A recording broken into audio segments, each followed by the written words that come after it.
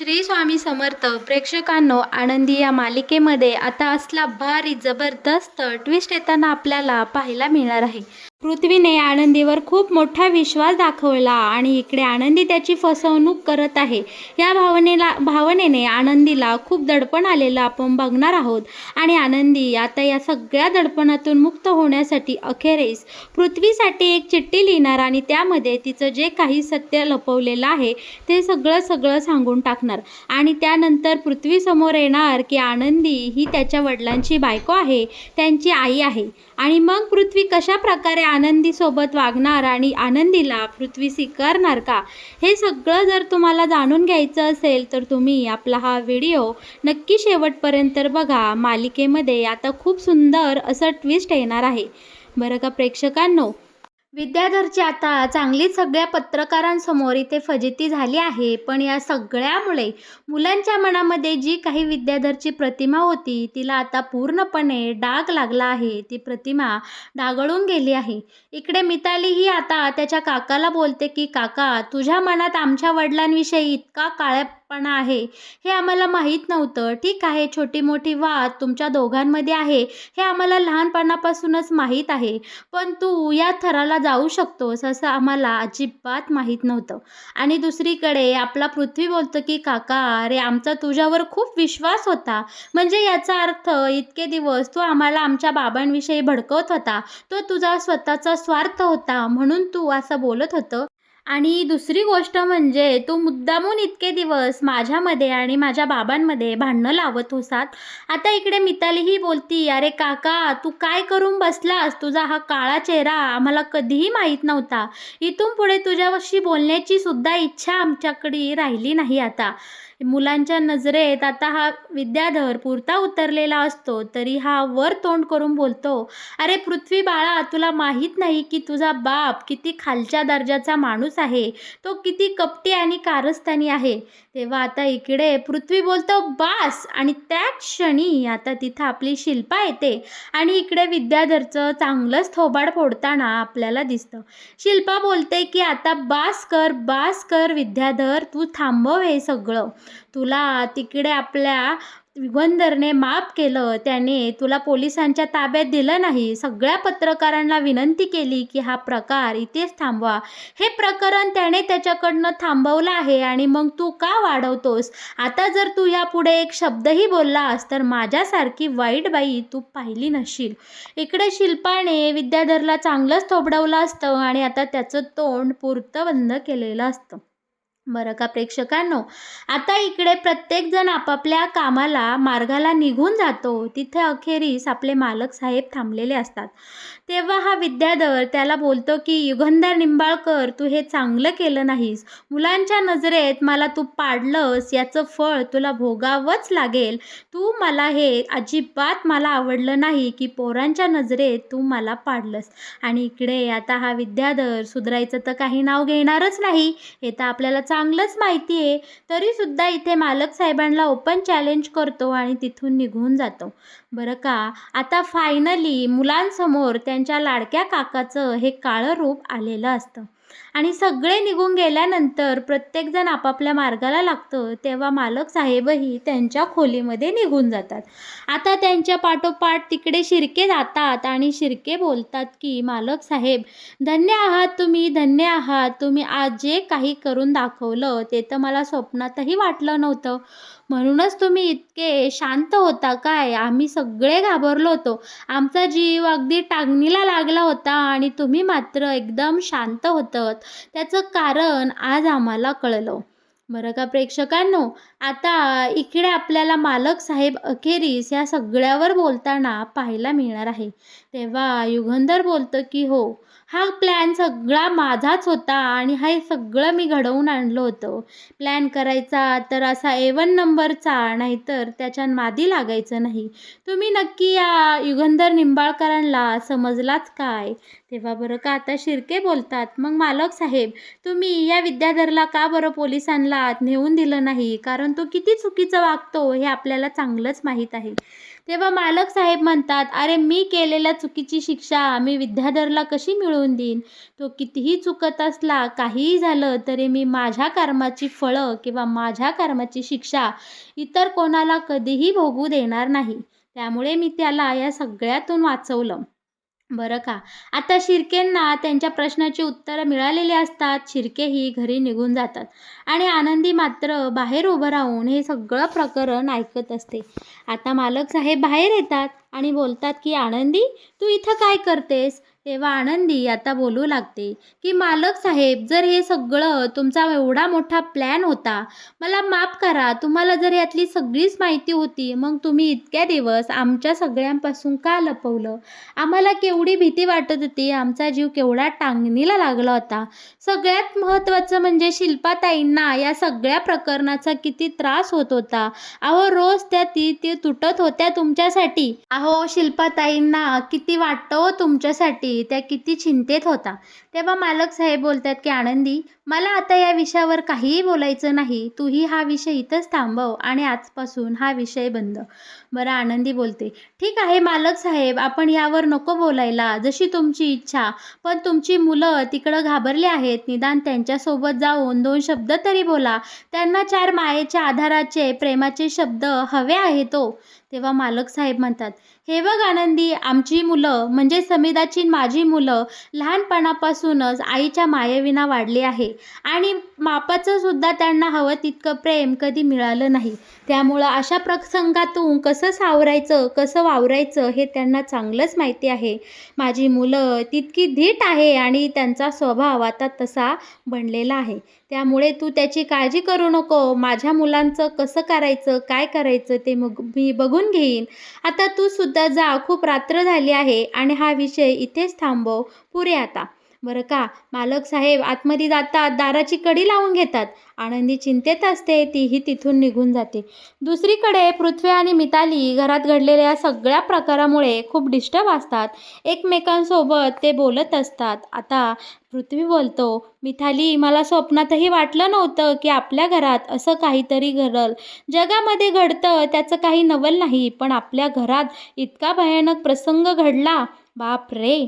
तेव्हा मिताली बोलती, जाऊ दे रे दादा, बाबामध्ये आणि काकामध्ये लहानपणापासूनच काहीतरी वाद होते हे आपल्याला माहीत होतं, पण त्यांची वाद आता इतक्या टोकाला गेला आहे हे आपल्याला माहीत नव्हतं. बरेच वर्ष झाले आपण इथं नसतो, त्यामुळे आपल्याला कल्पना नसेल. तेव्हा पृथ्वी बोलतो, अगं पण मिताली, आपणही या घराचा भाग आहे ना. मग घरातल्या कोणालाही वाटलं नाही की आपल्याला या सगळ्या गोष्टीची कल्पना द्यावी किंवा आपल्यापर्यंत या सगळ्या गोष्टी पोचवाव्या. आपल्याला कोणी काही सांगितलं नाही. तेव्हा मिताली शहाणपणा दाखवत बोलते की, अरे दादा जाऊ दे रे, तो जो काही काका आणि बाबामधला वाद आहे तो त्यांच्या आपापसातातला आहे. ते भावाभावातला वाद ते दोघं बघून घेतील. आपण दोघेही यामध्ये न पडलेलंच बरं. आता ही दोघंही एकमेकांसोबत असं बोलत असतात, त्याच वेळी तिथे युगंधर जातो आणि मुलांना म्हणतो की, मुलांनो जर तुम्हाला इथे राहायला जमत नसेल तर तुम्ही पुन्हा मुंबईला जाऊ शकता. आणि हो, हे काय मी रागात बोलत नाही, पण आपल्या घरामध्ये हीच परिस्थिती आहे, हीच वस्तुस्थिती आहे. घरामध्ये असंच वातावरण आहे. या वातावरणाशी जुळून घेणं तुम्हाला अवघड जात असेल तर तुम्ही मुंबईला जाऊ शकता. पण पृथ्वी यावर उत्तर देतो की, नाही बाबा, मी आता इथून कुठेही जाणार नाही. उलट या परिस्थितीची मी 2 हात करेल आणि तुमच्यामध्ये जे काही चाललं आहे आपल्या घरात ते परिस्थिती बदलायचा मी प्रयत्न करेल. त्यावर काहीतरी सोल्युशन काढेल. आता पृथ्वीचं हे उत्तर ऐकताच आपल्या युगंधरला खूप भरून येतं. तो मायेने पृथ्वीच्या तोंडावरून हात फिरवतो आणि इकडे सुंदर बापलेकाचं नातं आपल्याला पाहायला मिळणार आहे. आनंदीला हे सगळं पाहून, सगळं जाणून खूप आनंद होतो. आनंदी बोलते, मालक साहेब तुम्ही वरून कितीही कठोर दिसत असला तरी तुमच्या मनात मुलांविषयी खूप प्रेम आहे. तुम्ही आतून खूप हळवे बाबा आहात, हे आज पुन्हा सिद्ध झालं. बरं का प्रेक्षकांनो, आता सुंदर दिवसाची सुंदर सकाळ झालेली असते. सकाळ सकाळ छानपैकी इकडे पृथ्वीची बातमी पेपरमध्ये छापून आलेली असते. सगळ्यांना आनंद झालेला असतो आणि इकडे मालक साहेबांचं ऊर तर अगदी भरून आलेलं असतं. आता समिधाच्या फोटोला ही एवढी मोठी पेपरात छापून आलेली बातमी इकडे हा युगंधर दाखवतो आणि बोलतो की समिधा, आज आपल्या जीवनाचं सार्थ झालं. आपल्या लेकाने आपलं नाव उज्ज्वल केलं. त्याच्या हातामध्ये असलेलं टॅलेंट किंवा त्याच्या जे काही त्यांनी एक नवीन भरारी घेतली आहे, नवीन झेप घे आणि हे सगळं पाहून एक बाप म्हणून मला त्याचा खूप सार्थ अभिमान वाटतोय, खूप कौतुक वाटत आहे. हे सगळं सगळं आता पृथ्वीला कळतं. युगंधर पृथ्वीचं खूप पोट भरून तोंड भरून कौतुक करतो. सगळे घरामध्ये खुश असतात. आपल्या पृथ्वीच्या यशाने जणू काही निंबाळकर वाड्यावर जणू असं छानपैकी एक सुखाची समृद्धीची पालवी शाल पांघरलेली आपल्याला पाहायला मिळणार आहे. पण सगळ्यात महत्त्वाचं म्हणजे आनंदीला पृथ्वीचं भारीच कौतुक असतं. तिला पेपरमध्ये जे काही आलं आहे वाचून ते सगळं सगळं ऐकायचं असतं. ती तिच्यासोबत असलेल्या छायाला बोलते की मला तुम्ही एवढं वाचून दाखव सांगा. पण छाया बोलते की मला काही वाचता येत नाही, मी अडाणी आहे. तितक्याच पृथ्वी हे सगळं ऐकतो आणि पृथ्वीला पानन-पान, शब्दन-शब्द आनंदीला वाचून दाखवतो आणि आनंदीच्या चेहऱ्यावरची ती तेजस्विनी चकाकी झळाली आणि पृथ्वीचं कौतुक ऐकून आनंदीला वाटणारा आनंद इकडे पृथ्वीने सगळं अनुभवलेलं असतं. पृथ्वी आनंदीला बोलतो की आनंदी, या जगामध्ये मी सगळ्यात जास्त विश्वास कोणावर ठेवला असेल तर ती तू आहे आणि शेवटपर्यंत, माझ्या शेवटच्या श्वासापर्यंत माझा तुझ्यावर असाच इतकाच विश्वास असणार आहे.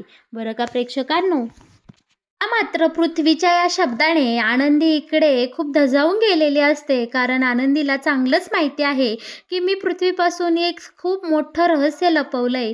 मी त्याच्या वडिलांची बायको आहे, मी त्यांची आई आहे.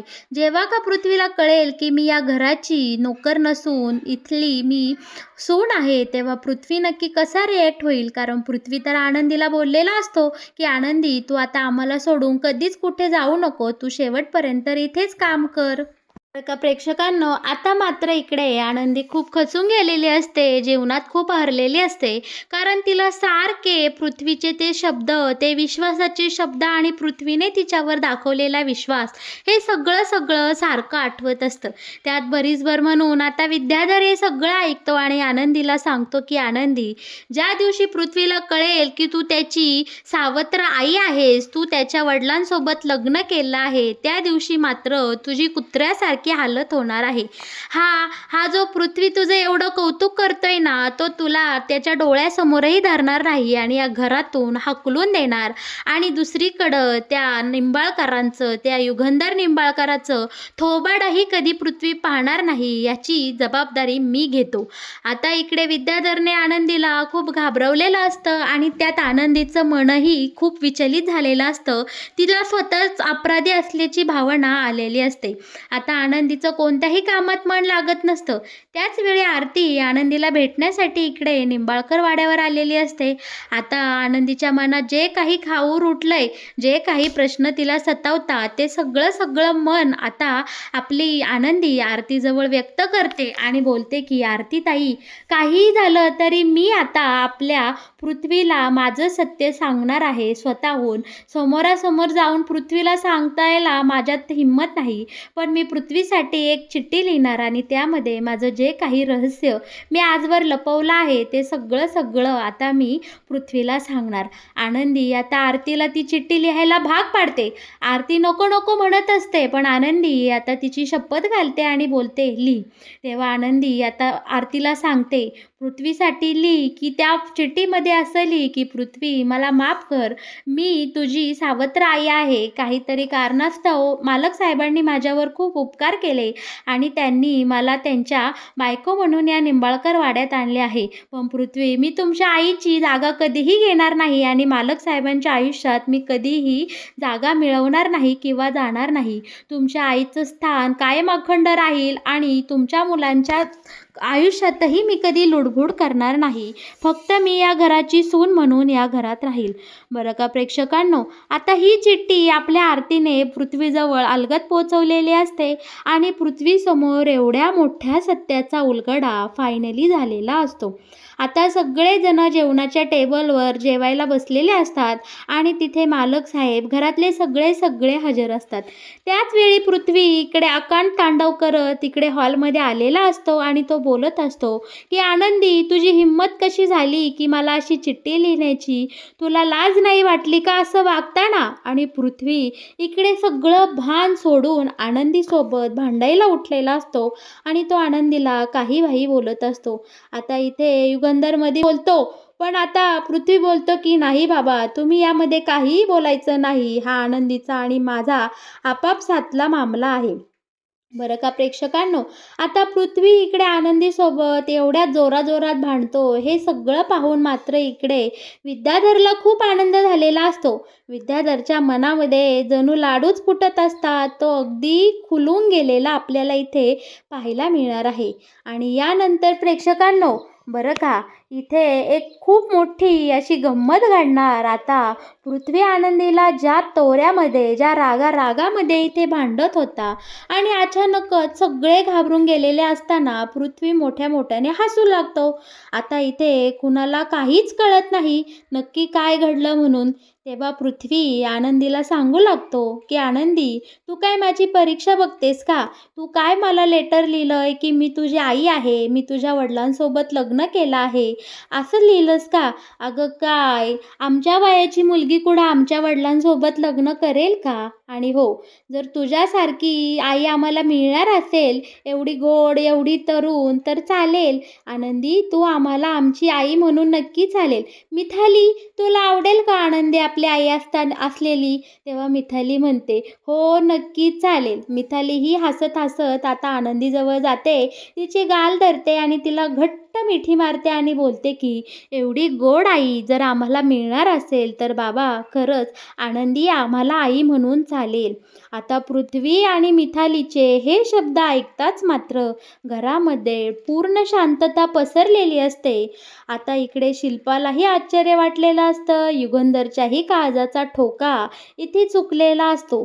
आरतीला तर खूप मोठा धक्का बसलेला असतो की नक्की हा पृथ्वी आहे तरी कसा? आणि सगळ्यात महत्त्वाचं म्हणजे या विद्याधरचं तोंड मात्र इथे आता बघण्यासारखं झालेलं असतं. कारण विद्याधर मनाशी बोलत असतो की मी जो काही डाव टाकेन तो सगळा माझ्यावरच उलटतोय. माझ्या मनासारखं या निंबाळकर वाड्यात काही असं झालंय. काय देवा, काय तू सगळं माझ्या आयुष्यातला आनंद हिरावून घेतलाय. तर मग प्रेक्षकांनो, कसा वाटला तुम्हाला आनंदी या मालिकेत येणारा हा नवीन ट्विस्ट? या मालिकेविषयीचे असेच नवनवीन अपडेट जर तुम्हाला जाणून घ्यायचे असतील तर तुम्ही आपल्या या व्हिडिओला नक्की लाईक करा आणि आपल्या या चॅनलला सबस्क्राईब केल्याशिवाय अजिबात कुठे जाऊ नका. धन्यवाद.